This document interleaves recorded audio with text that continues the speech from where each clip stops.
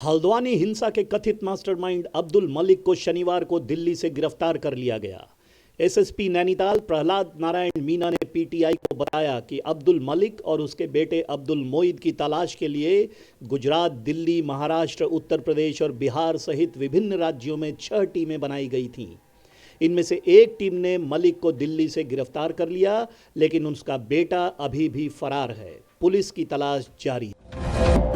किसान आंदोलन में किसानों की मांग को लेकर भारत किसान युवा संघ के अध्यक्ष अभिमन्यु कोहर ने कहा कि जब तक भारत विश्व व्यापार संगठन WTO के general agreement on trade and tariff GATT समझौते से बाहर नहीं निकल जाता, तब तक किसान और कृषि की उन्नति नहीं हो पाएगी।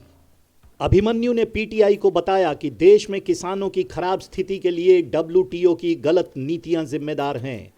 WTO की नीतियां विकसित देशों के लिए बनाई गई थीं और यह हमारे जैसे विकासशील देश को नुकसान पहुंचा रहे हैं। कई ऐसे फसल हैं जिन्हें हम अपने किसानों से खरीदने के बजाय दूसरे देशों से आयात करते हैं। इसका मुख्य कारण WTO, IMF और वर्ल्ड बैंक की नीतियां हैं।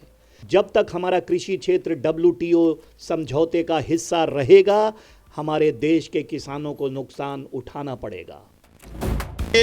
हमारा ये मानना है और देश के किसानों का ये मानना है कि भारत के किसानों को जो आज इतनी ज्यादा समस्याओं का सामना करना पड़ रहा है, किसानों की आत्महत्या लगातार बढ़ रही है, उसका सबसे बड़ा कारण है WTO की गलत नीतियां जो हमारे देश के एग्रीकल्चर सेक्टर पे थोपी जा रही हैं। 1994-95 से पहले शायद ही कभी कोई खबर आती हो कि देश के किसी जिले में या किसी राज्य में किसी किसान ने आत्महत्या करी। लेकिन 1994 के बाद, पहले इसको गेट बोलते थे, general agreement on trade and tariff, उस पर साइन होते ही भारत में किसानों की आत्महत्या लगातार तमाम राज्यों में बढ़ती चली गई। ऑन रिकॉर्ड अब तक 5 लाख किसान और खेती और मजदूर आत्महत्या कर चुके हैं। ऑफ रिकॉर्ड 20 लाख से अधिक किसान और खेती और मजदूरों ने आत्महत्या करी है। WTO की जो नीतियां हैं वो विकसित देशों के लिए बनाई गई हैं। भारत जैसे विकासशील देशों का शोषण किया जा रहा है WTO की नीतियों में। देखिए, उसमें 3 तरह की सब्सिडी है: green box, amber box, red box. जो विकसित देश अपने किसानों को उनको सब्सिडी देते हैं, उनके इंश्योरेंस के नाम पे, बच्चों की पढ़ाई के नाम पे और तरीके से जो सब्सिडी देते हैं, वो ला दी गई ग्रीन बॉक्स में। उसके अंदर कोई लिमिट नहीं लगाई गई। इसीलिए अमेरिका का एक किसान साल में एवरेज 42 लाख रुपए की सब्सिडी लेता है। आप और पश्चिमी देशों की बात कर लीजिए, चाइना की बात कर लीजिए, जापान की बात कर लीजिए, वहां भी भारी भरकम सब्सिडी वहां के किसानों को मिलती है। लेकिन भारत में, क्योंकि भारत एक विकासशील देश है, भारत इस तरीके से सब्सिडी नहीं दे सकता, तो भारत सब्सिडी नहीं कहूंगा मैं, भारत क्या करता है कि अपने देश के किसानों को MSP देके, भाई फसलों की जो लागत है, फसलों का जो मूल्य उचित कीमत है वो देता है।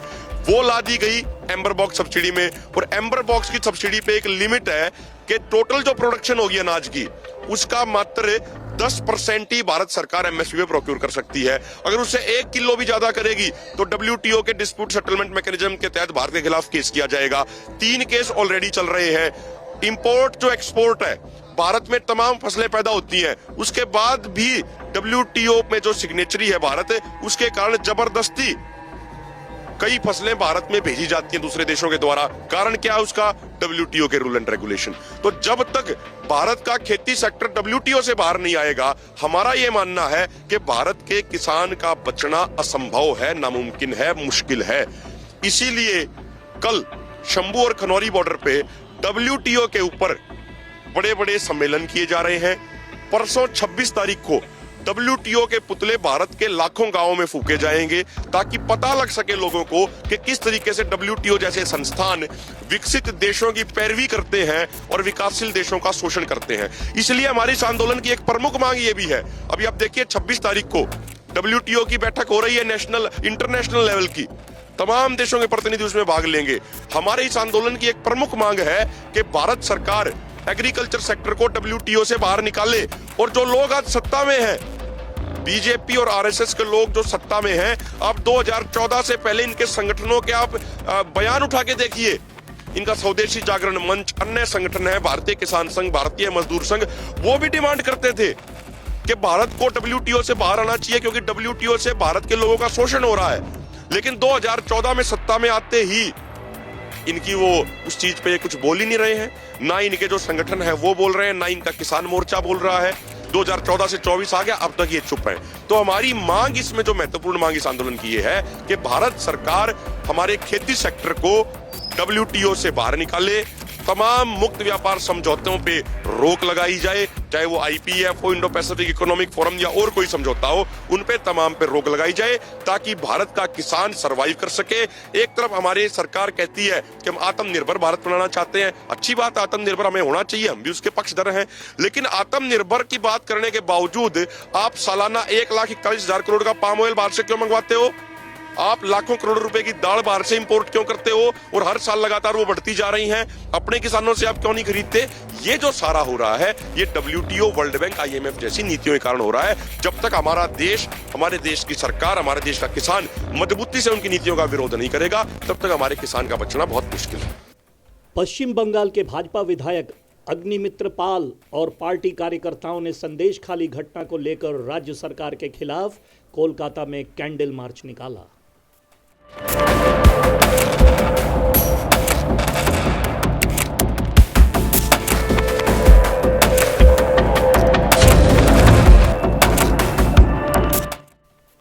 तमिलनाडु विधानसभा की 3 बार सदस्य रही कांग्रेस की S विजयधारानी भाजपा में शामिल हो गई।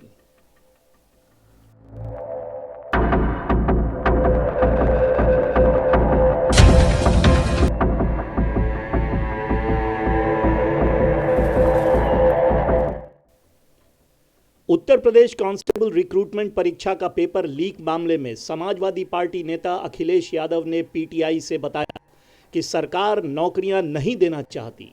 अगर इस सरकार की मंशा सच्ची होती तो पहली बार पेपर लीक होने पर उन्होंने पूरी जांच की होती।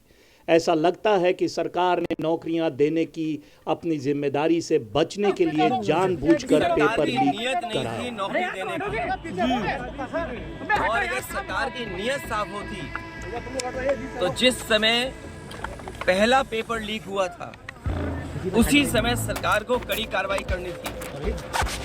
अभी तक जो भी उत्तर प्रदेश में परीक्षाएं हुई हैं, सरकार ने जानबूझ करके पेपर लीक किया और जानबूझ करके पेपर लीक इसलिए कर रही है सरकार जिससे उन्हें नौकरी न देनी पड़े।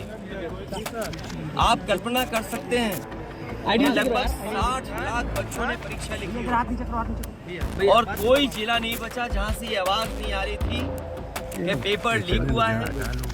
पेपर के आंसर्स व्हाट्सएप पे चल रहे थे और लीक होने के बाद पूरा क्वेश्चन पेपर सबके हाथों में था। सरकार की नाकामी दिखाती है ये बात।